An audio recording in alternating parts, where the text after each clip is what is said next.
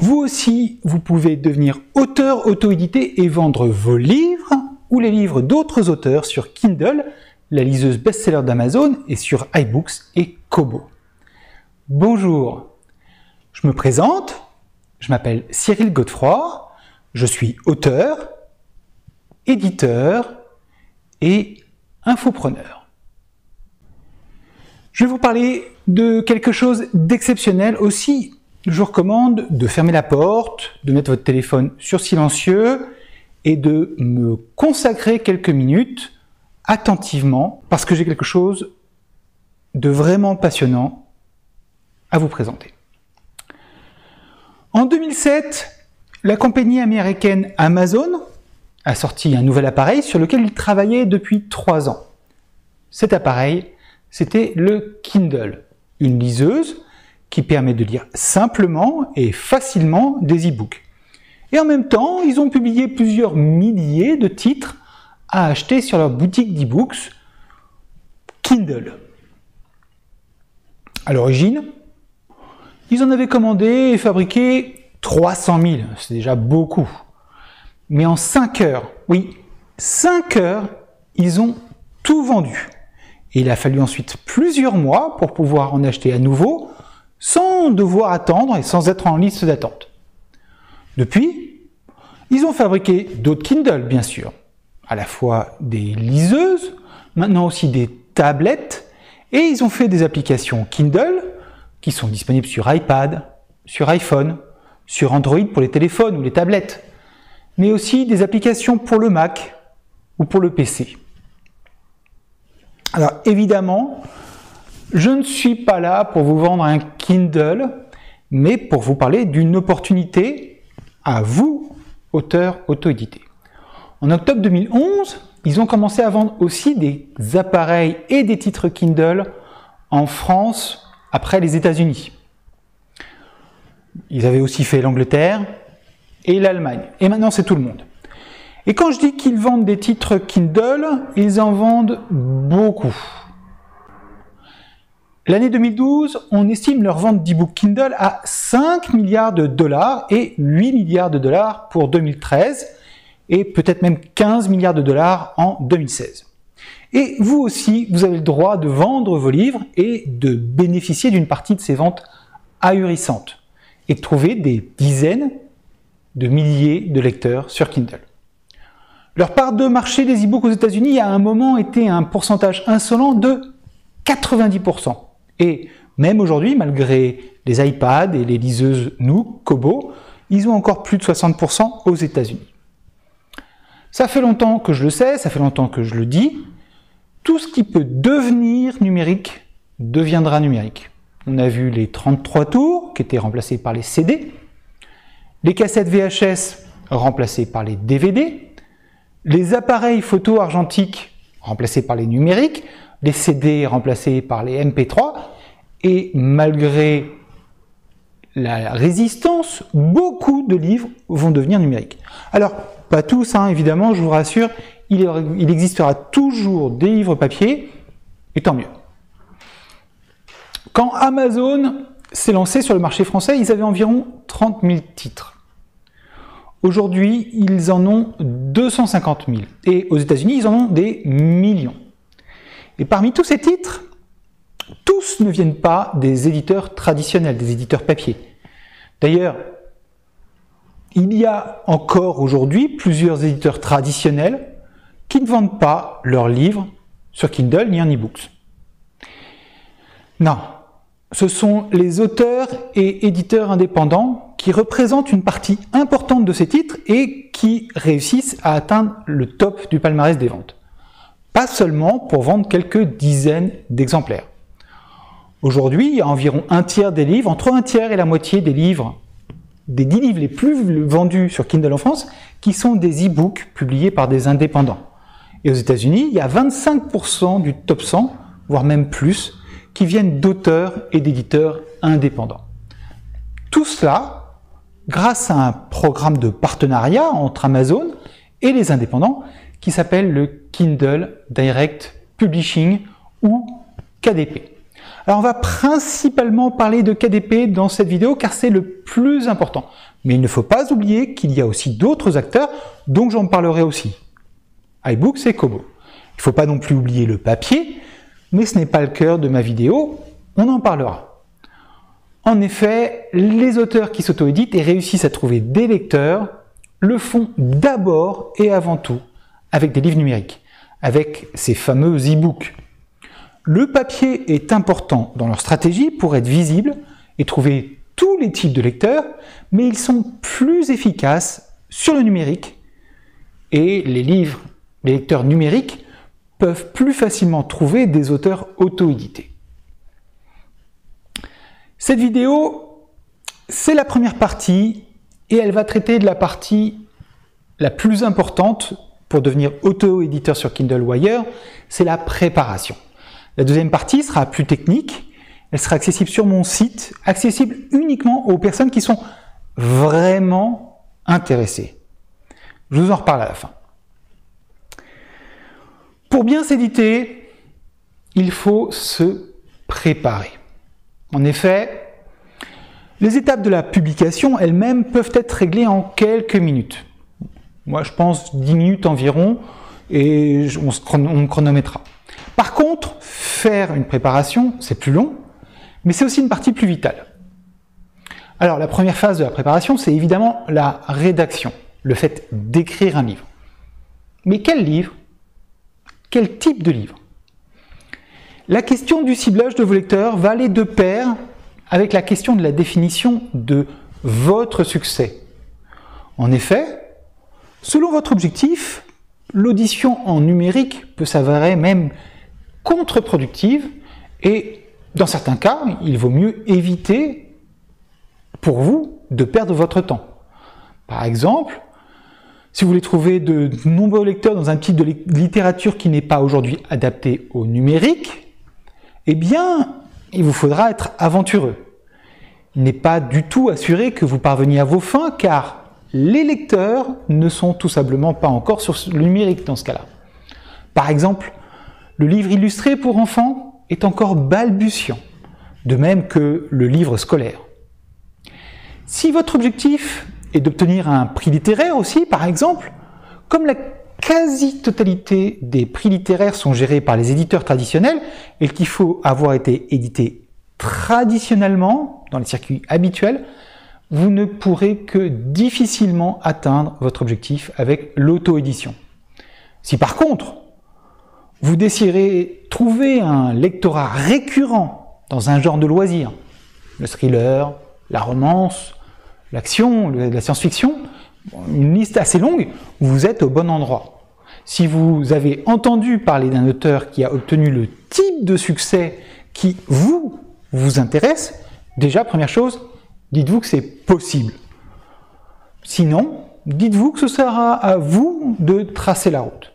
Ce qui ne veut pas dire que vous n'y arriverez pas, mais que vous aurez un parcours plus sinueux peut-être. On m'a posé à plusieurs reprises la question des genres qui fonctionnaient bien. Il suffit de regarder le palmarès des livres publiés chaque année par le ministère de la Culture à la fin de l'année pour savoir ce que les gens aiment lire. Ils aiment lire des romans de genre, ils aiment lire des bandes dessinées, Astérix est souvent dans le top des ventes, des livres pratiques, et puis des pamphlets ou des essais de people. Alors, je ne suis pas du tout dans le circuit de la bande dessinée qui est très spécifique et je ne pourrai malheureusement pas vous en dire beaucoup.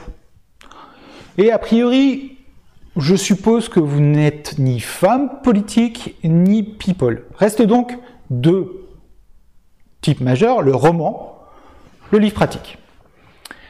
Pour ce qui est d'apprendre à écrire ce type de livre, vous trouverez une littérature abondante sur ce sujet, à la fois en librairie et sur les plateformes numériques. Et je vous ai fait une liste accessible sur mon site, parce que je ne vais pas tout citer ici, cette liste est trop abondante. Et si vous lisez aussi en anglais, que vous avez accès aux livres sur le sujet, vous trouverez plein de choses dans la littérature anglophone, notamment aux États-Unis. Je vous ai donc fait une liste sur le site, dont le lien doit normalement se trouver sous cette vidéo. L'édition à compte d'auteur. Alors c'est une chose importante dont je voulais vous parler. Parmi les choses qui se rapprochent de l'édition à compte d'auteur, de l'auto-édition, je vais y arriver. Parmi les choses qui se rapprochent de l'auto-édition, il y a l'édition à compte d'auteur. Il faut faire très attention avec l'édition à compte d'auteur. Pourquoi? Parce que si dans l'édition à compte d'auteur, il y a plein d'entreprises et de personnes qui sont sérieuses et qui font de l'édition à compte d'auteur comme il faut qu'on fasse de l'édition à compte d'auteur, il y a aussi beaucoup de requins. Des requins qui vont vous faire croire qu'ils ont un comité de lecture, alors qu'en fait, ils vérifient juste si c'est écrit en français. Parfois même, ils acceptent des manuscrits qui sont mal écrits. Ils vont parfois utiliser le terme d'édition participative, c'est-à-dire que la participation de l'auteur, ce sera payé pour tout, et eux, leur participation, ce sera d'imprimer un livre qu'on va pouvoir ensuite stocker à la cave ou dans le parking, et des choses comme ça. Et certains sont même terriblement dangereux parce qu'ils vont vous demander de leur céder vos droits pour toute votre vie, plus 70 ans, alors qu'en fait, c'est vous qui êtes le client et qui payez tout. Or, les droits d'un auteur, ce qu'il crée lorsqu'il écrit quelque chose, c'est son actif le plus important, la chose la plus importante qu'il doit conserver et à laquelle il doit veiller sans laisser quiconque prendre le contrôle total de ses droits. Donc, l'édition à compte d'auteur, je n'ai pas fait une liste des éditeurs à compte d'auteur, je n'ai pas fait une liste de ceux qui sont des vrais requins, voire presque des escrocs. Un jour, si j'ai pas peur qu'ils m'attaquent, je le ferai, mais si vous voyez édition participative, si on vous demande de payer pour tout un ensemble de choses, mettez de côté tout ça. Alors que l'auto-édition, eh bien, ça peut même ne rien vous coûter. Si vous faites tout vous-même, vous n'avez pas besoin de payer, et comme ce sont des produits numériques, chaque livre est virtuellement gratuit.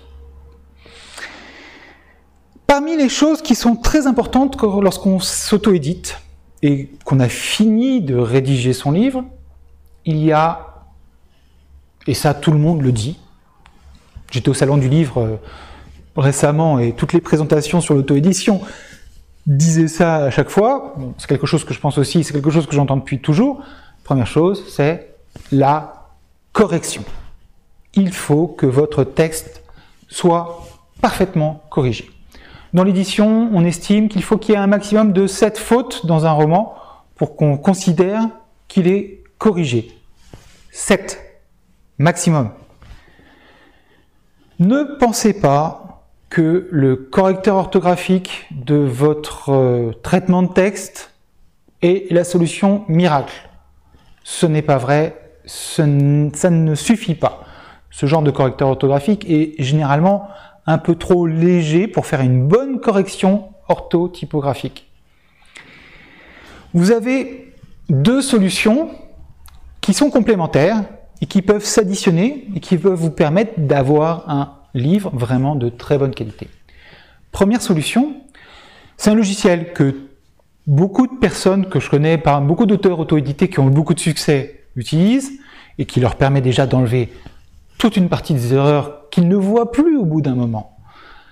C'est Antidote. C'est un logiciel qui marche sur Mac, qui fonctionne aussi sur PC, et qui, lorsque vous lui donnez un texte, vous sort toutes les erreurs orthographiques, typographiques, problèmes de sens, etc. Il n'est pas parfait, il ne faut pas appuyer sur le bouton en disant « Ok, corrige-moi tout seul », etc. Il faut surveiller. Mais il est vraiment beaucoup mieux que n'importe quel correcteur que vous trouverez dans votre traitement de texte. Et ensuite, la chose que vous pouvez faire, qui vous permet d'être encore meilleur, et que je vous conseille de faire le plus souvent possible, même si ça coûte de l'argent, c'est d'employer quelqu'un. Parce que quand vous êtes auto-édité, vous êtes toujours dans le rôle d'un éditeur. Et qu'est-ce qu'il fait un éditeur?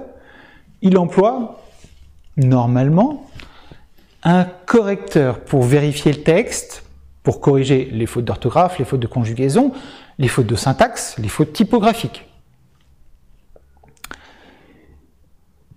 En vous mettant comme auteur auto-édité, vous prenez le rôle de cet éditeur et vous devez faire appel à des gens qui sont professionnels et qui savent bien faire ce genre de choses. Moi, j'utilise des correcteurs pour les livres les plus importants, pour des livres qui n'ont pas encore été corrigés. Tous les gens que je connaisse passent fatalement à un moment ou à un autre, surtout lorsque leur livre a du succès, par un correcteur qui vérifie à nouveau le livre. Il n'y a rien de plus mauvais pour un auteur que d'avoir comme premier commentaire « livre illisible, trop de fautes d'orthographe, mauvaise qualité ». C'est terrible. Donc, faites corriger. Si vous n'avez évidemment pas les moyens de vous payer un correcteur, eh bien, utilisez les ressources que vous avez, c'est-à-dire votre entourage, les personnes que vous avez autour de vous. Ces personnes-là vont aussi pouvoir vous aider pour faire la correction et surtout pour voir des fautes que vous ne voyez plus parce qu'au bout d'un moment, à force de lire son texte, à force de le corriger, on ne se rend plus compte des erreurs qu'on a faites. Ça m'est arrivé récemment sur un texte que j'avais traduit. Je ne voyais plus rien du tout et lorsque j'ai fait corriger ce texte à l'extérieur par une correctrice professionnelle et qu'elle m'a rendu ma copie, j'ai fait mais comment est-ce que j'ai pu laisser passer des choses pareilles? Voilà, donc utiliser des ressources extérieures. Un autre type de correction qui peut arriver, qui est aussi plus du conseil, c'est le fait d'utiliser les compétences de personnes qui connaissent la narration, qui sont capables de comprendre comment fonctionne un livre, et notamment un roman, qui sont capables de vous dire si votre roman fonctionne bien sur ses deux pieds, surtout quand vous en êtes encore à vos premiers écrits. Il y a des coachs, il y a des gens qui vont vous aider à l'écriture. Ce genre de choses, ce genre de dépense n'est pas une dépense inutile si ce que vous voulez faire est en fait transformer votre activité d'écriture, le fait d'écrire, en une carrière. Il faut savoir être investi et investir dans ce que vous allez faire et dans votre métier. Prenons le cas de quelqu'un qui veut ouvrir une pizzeria, tout simplement, vous savez, l'espèce d'activité complètement basique, eh bien, il va quand même investir dans un four, il va investir dans une mobilette pour faire des livraisons, il va investir dans tout un ensemble de choses qui vont lui permettre de faire. Quand vous êtes auto-éditeur, vous êtes dans la même problématique. Ensuite, ce que vous devez faire, et qui est un petit peu compliqué techniquement, c'est formater votre livre pour une lecture numérique. Je vous en prie, alors vous allez voir sur la boutique, sur le système de Kindle KDP, il vous propose de rajouter un PDF. Je vous en prie, surtout, n'utilisez pas le PDF. Le PDF est fait pour l'impression. Il est fait pour du papier. Ce n'est pas un format adapté pour une liseuse. Et ils vont vous transformer votre texte, mais à la fin, vous risquez d'avoir quelque chose de totalement illisible. Avec des parties qui ne sont pas au bon endroit, des caractères qui sont tout petits, très grands, des choses horribles. Des choses horribles. Une chose qui est importante avec une liseuse, et les meilleurs lecteurs sont les lecteurs qui ont des liseuses, c'est que, vous voyez, on peut avoir du texte à différentes tailles. Là, c'est du grand texte, texte avec une taille importante. Et voilà une taille plus raisonnable, qui est la taille que j'utilise habituellement. Parce que malgré mes lunettes, je ne suis pas encore aveugle. Évidemment, ça veut dire que vous n'avez pas de page au sens propre. Vous n'avez pas de pied de page, de numérotation de page. Vous n'avez pas vraiment de marge. Les marges qui sont rajoutées ici sont automatiquement gérées par l'appareil ou par l'application, et tout un ensemble de choses comme ça. Quand on fait le formatage de son livre pour Kindle, iBooks et Kobo, il y a deux grandes familles et deux grandes manières de le faire. La première manière, qui est une sorte de lingua franca du texte et du traitement de texte, c'est d'utiliser Word. Vous écrivez sur Word, ou vous passez par Word ou par OpenOffice à un moment. OpenOffice pourra vous sortir un document de type Word, et vous utilisez une police classique, Times New Roman, en 12, parce que c'est pas trop petit, c'est pas trop grand, c'est bien. Après, il n'y a pas de problème de décalage entre l'affichage qui est supposé apparaître sur la liseuse et la taille que vous avez réglée vous-même. Et par contre, vous mettez un interlignage un petit peu plus important de 1,15, parce que sinon c'est moins facile à lire sur une liseuse Kindle ou autre. Ça, c'est la première manière. Avec ça, vous allez pouvoir envoyer un fichier Word ou XHTML à Kindle. La seconde manière, et là encore je vais vous parler d'argent, c'est d'utiliser un logiciel spécifiquement fait pour ça. Moi, j'utilise un des meilleurs logiciels que je connaisse pour faire ça, qui est un logiciel qui est parfait pour créer son livre, concentrer sa recherche, faire des fiches de personnages, des synopsis, écrire l'outline, c'est-à-dire la structure de votre livre, mais aussi qui est parfait pour compiler votre livre et le mettre dans un format qui est adapté au livre électronique.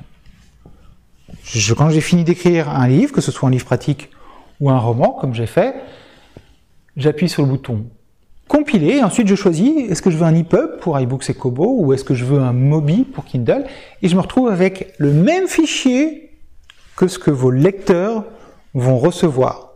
Ça me permet donc de vérifier exactement ce qu'il y a dedans et comment il fonctionne. Ce logiciel ne coûte pas très cher, je crois 45 $, quelque chose comme ça, peut-être 49 €. Mais il est parfait. Par exemple, il y a un problème assez fréquent, c'est le problème de la table des matières. Scrivener vous permet de faire une table des matières comme ça. Aucun problème avec les tables de matières, au début, à la fin, avec Scrivener, c'est vraiment beaucoup plus simple. C'est surtout beaucoup plus efficace. Donc, voilà la question du formatage. Vous avez de toute façon moult tutoriels sur Internet pour ce genre de problématiques, qui vont vous montrer ça avec Calibre, avec autre chose. Enfin bon, vous avez le choix et il n'y a pas de souci de ce côté-là. Ensuite, on a la couverture. Ça, c'est une étape importante parce que, figurez-vous que, malgré ce qu'on dit, les gens achètent des livres sur la base de la couverture. C'est la couverture qui va attirer les gens, c'est la couverture qui va leur dire de quoi il s'agit, et que s'ils ne savent pas de quoi il s'agit, s'ils n'arrivent pas à être attirés par la couverture, ils vont pas aller voir le livre, tout simplement. Ils vont tout simplement faire « non merci ». Donc on achète sur la base de la couverture. Donc il faut que votre couverture soit bien faite. Il faut qu'elle soit bien faite en grand, il faut aussi qu'elle soit bien faite en tout petit. Vous, évidemment, vous donnez une grande couverture, et c'est Amazon ou iBooks ou Kobo qui réduira la taille et qui la fera ensuite en petite vignette quand vous êtes sur le catalogue de la boutique Amazon Kindle. Vous avez une toute petite vignette, et même quand vous avez cette petite vignette, il faut que votre couverture, la première de couverture, soit lisible, parce que sinon les gens ne vont pas aller la voir. Il faut aussi que vous ayez choisi les bonnes couleurs, parce que sur une tablette, sur une liseuse comme celle-ci, cette liseuse Kindle Paperwhite, qui est quand même de très bonne qualité, vous pouvez vous retrouver avec des livres dont le titre n'est pas lisible, comme celui-ci. Pourquoi? Parce que c'est une nuance trop faible. J'ai eu aussi en interview quelqu'un qui m'a dit « Ah bah, j'ai travaillé avec un éditeur traditionnel pour la version papier, j'ai fait la version électronique avec l'autre auteur, l'autre autrice toute seule, et on s'est rendu compte que la couverture qu'ils nous avaient proposée, en fait, elle passait pas du tout sur Kindle parce que c'était sur du bleu et que blanc sur bleu, ça ne passait pas. Donc on a été obligé de refaire notre couverture tout seul parce que sinon c'était illisible. Donc les couleurs aussi, c'est important. La taille des infos, c'est important parce que quand vous avez une toute petite couverture comme ça, il faut qu'on puisse lire les informations quand même dedans pour savoir si ça correspond bien à ce qu'on veut. Et qu'est-ce qu'il faut faire pour avoir cette couverture magique qui a toutes ses qualités? Eh bien, souvent, et comme pour la correction, comme pour d'autres choses, le mieux, c'est de s'adresser à un professionnel, encore une fois. Alors, moi, je ne suis pas professionnel des couvertures, je ne suis pas professionnel non plus de la correction, ni de l'édition, mais il existe des professionnels, des gens qui ont de l'expérience dans la création de couvertures, qui savent faire les illustrations qui vont bien, qui savent les choisir, qui savent faire la bonne typographie, qui savent faire tout ce qui va bien pour que vous ayez une bonne couverture. Votre couverture, c'est très important. Vous pouvez faire votre couverture tout seul. D'ailleurs, vous avez aussi Amazon qui vous propose un outil spécifique pour faire des couvertures et pour éviter d'avoir cette couverture complètement amateur avec le dessin de mon fils Jules de 11 ans, ce qui n'est pas du tout une bonne idée. Bon, le gros problème de cet outil Amazon, et je vous recommande pour ça de ne pas l'utiliser ou alors de l'utiliser vraiment avec beaucoup de discernement, c'est que c'est toujours les mêmes couvertures.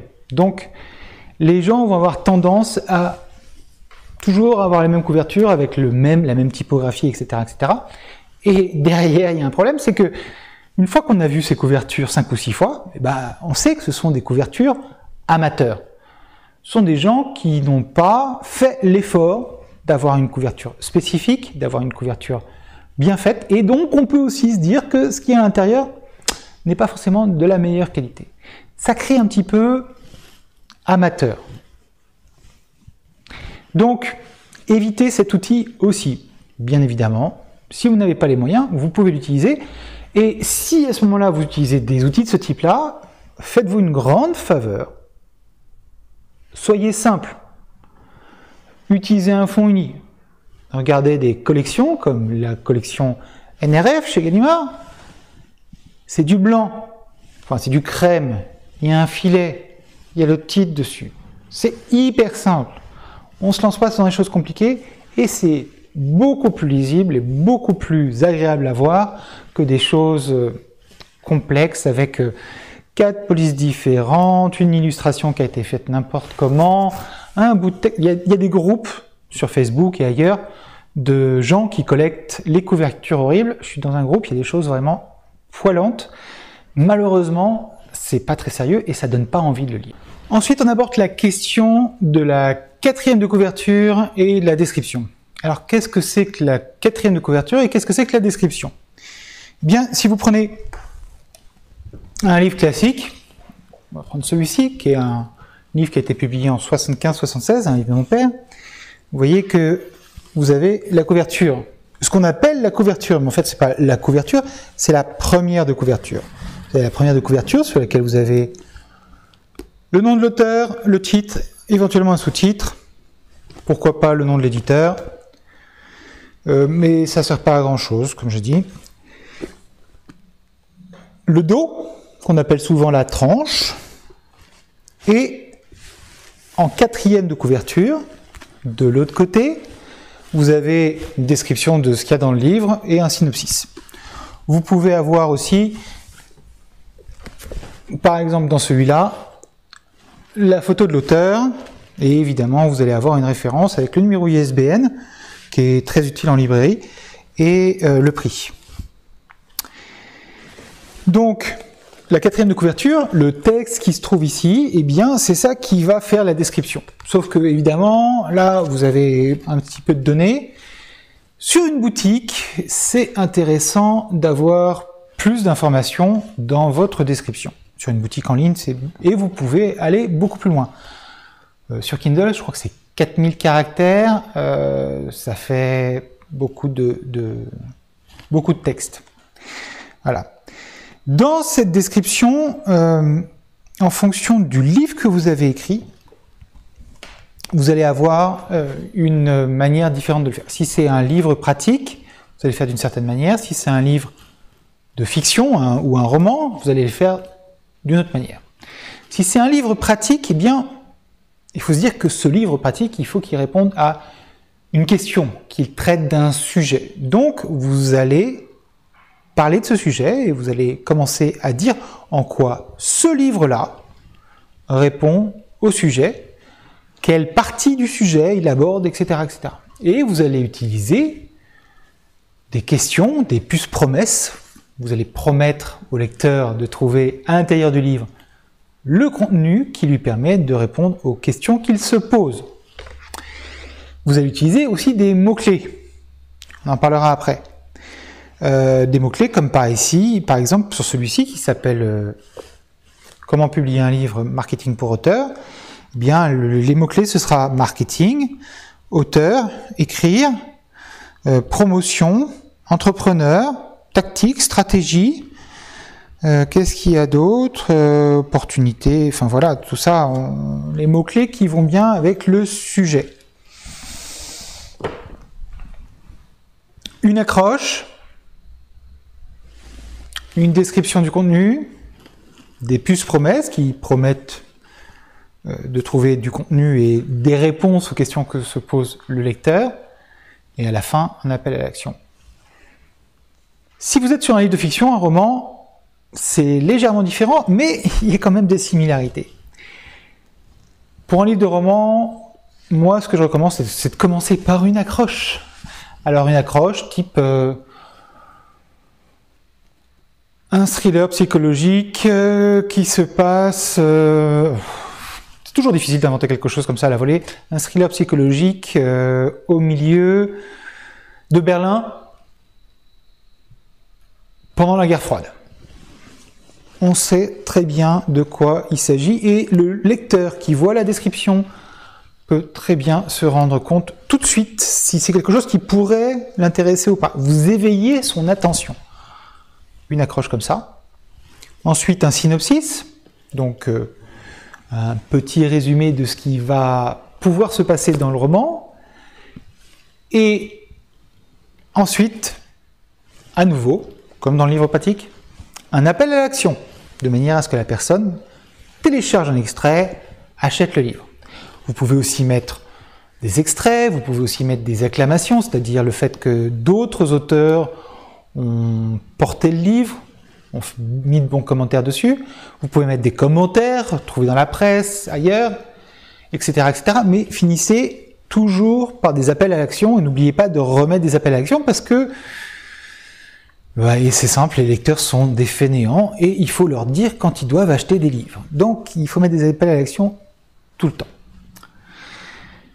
Toujours dans les phases de préparation, une phase qui est importante et qui est particulièrement importante pour un livre pratique, c'est de trouver les bons mots-clés. Les mots-clés qui se réfèrent au sujet. Alors j'ai déjà parlé un petit peu des mots-clés avec ce livre-là. Comment publier un livre? Mots-clés, publier un livre. Marketing pour auteur, mots-clés, marketing, auteur. Les deux sont des mots-clés. À l'intérieur de la description, activité d'un auteur est bien entendu d'écrire, enfin la première activité d'un auteur est bien entendu d'écrire de bons livres, mais de nos jours, sa deuxième activité est d'en assurer la promotion. Promotion, mots-clés, marketing, revient plusieurs fois dans le texte, c'est aussi un mot-clé.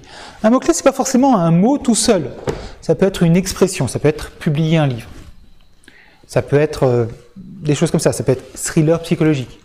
Alors, si vous avez un titre qui contient déjà vos mots-clés, et pour un livre pratique, c'est quand même mieux, eh bien, vous n'êtes pas obligé de remettre le titre dans les cases des mots-clés. Mais si vous voulez vraiment que votre livre soit trouvé par rapport à certains mots-clés, par rapport à certaines choses que les utilisateurs peuvent rechercher, choisissez bien vos mots-clés. Vous avez droit à 7 mots-clés sur Kindle. Ne gâchez pas ces 7 mots-clés. Si vous écrivez un livre en auto-édition sur le marketing, auto-édition, toutes ces choses-là doivent se retrouver dans la liste des mots-clés qui sont utilisés par Kindle KDP Select. Pourquoi? Parce que de l'autre côté, côté boutique, vitrine, comment les gens trouvent les livres? Ils trouvent les livres de différentes manières, en naviguant et en parcourant les différentes catégories, mais aussi, et beaucoup, en cherchant. Ces mots-clés qui sont dans KDP, ils sont utilisés pour proposer le livre quand quelqu'un fait une recherche sur le thème. Ces mots-clés sont aussi proposés sur Google quand quelqu'un fait une recherche sur ce thème. Vous savez qu'Amazon, étant un site de référence sur les livres, les résultats qui sont sur Amazon ressortent pratiquement systématiquement sur Google dans les premiers rangs. Donc les mots-clés, très importants. Et toujours dans la préparation, quelque chose qui peut prendre du temps, qui a besoin de maturer un petit peu dans votre esprit, il y a tout ce qui est genre et catégorie. Vous avez deux parties dans la synergie entre, sur KDP, sur Kindle. Vous avez la première partie qui est la partie où vous publiez votre livre, qui s'appelle le back-office, la partie administrative. Et dans cette partie-là, on va vous demander de donner le genre et la catégorie de votre livre. Et vous avez la partie vitrine, la boutique Amazon Kindle, et là aussi vous avez des catégories qui apparaissent. Les deux ne sont pas forcément le reflet exact l'un de l'autre. Vous pouvez avoir un livre qui est classé en roman historique dans la partie administrative et qui sera classé en policier et suspense aussi dans la vitrine. Pourquoi? Eh bien parce que Kindle se rend compte automatiquement que les gens vont le trouver en allant dans la catégorie policier et suspense, parce que vous avez des mots-clés qui sont policier et suspense, parce que dans votre texte de description, il y a policier et suspense. Pour toutes ces raisons-là, il va faire en sorte que votre livre soit présent dans le maximum de catégories qui correspondent. Donc si vous écrivez une romance paranormale avec des vampires, je vous jure que c'est un exemple qui existe. Eh bien, votre livre va apparaître dans romance, votre livre va apparaître dans paranormal, il va apparaître dans vampire. Si toutes ces catégories-là existent bien dans la vitrine. Et en France, on n'a pas encore énormément de catégories, mais aux États-Unis, puisqu'ils ont beaucoup plus de livres déjà que nous, on a un détail dans les catégories qui est parfois surprenant. Voilà, donc les genres et les catégories, c'est quelque chose auquel il faut que vous réfléchissiez au fur et à mesure. Et comment est-ce que vous faites pour y réfléchir? Eh bien, vous copiez. Vous copiez pas stricto sensu, mais si vous trouvez des comparables, c'est-à-dire des livres écrits par des auteurs qui sont comparables à vous, dans le thème, dans l'histoire, dans le genre qui intéresse les gens, allez les voir. Allez voir où ces livres sont rangés, dans quelle catégorie ils sont rangés. Et c'est comme ça que vous vous assurez que les lecteurs qui s'intéressent à ce type de livre, qui s'intéressent à ce type de sujet, pourront bel et bien trouver votre livre. Si vous ne faites pas cet effort-là, si vous ne mettez pas votre livre au bon endroit, si vous mettez votre livre dans littérature générale, je vous rappelle que dans la classification CLIL française, tout ce qui est roman de fiction, c'est dans littérature générale. Eh bien, vous serez tout au fond du classement et il n'y a pratiquement aucune chance que qui que ce soit trouve votre livre. Or, si on ne le voit pas, on ne l'achète pas, on ne le lit pas. Voilà pour tout ce qui est préparation bien avant d'aller publier son livre sur Kindle. Dans la deuxième partie, je vais prendre un exemple d'un livre et on va aller le publier ensemble sur la boutique Kindle. Je n'irai pas jusqu'au bout, mais quand même, pour vous montrer comment on prend le travail qu'on a fait en préparation et on fait une publication sur Kindle. Et comme je l'ai dit, comme je ne veux pas que des gens qui ne sont pas vraiment intéressés par l'auto-édition passent du temps à faire ça ou des choses comme ça, il faudra vous inscrire pour accéder à cette vidéo. En vous inscrivant, non seulement vous aurez accès à la vidéo, mais vous aurez accès à d'autres cadeaux, et en plus, vous recevrez régulièrement, peut-être une fois par semaine, maximum une fois par semaine, les news de mon blog, où je publie le podcast auto-édition e-book. Et donc, j'interviewe des auteurs auto-édités et des acteurs de l'auto-édition en numérique pour savoir comment eux ils font, comment ils travaillent, comment ils font leur promotion, comment ils font le marketing, qu'est-ce qui a marché pour eux, qu'est-ce qui n'a pas marché pour eux. Et avancer ensemble dans l'auto-édition, où je publie aussi, bien évidemment, des articles d'actualité et des articles de fond sur la manière dont on peut s'auto-éditer soi-même en numérique, en papier, et faire en sorte qu'un maximum de lecteurs lisent nos livres.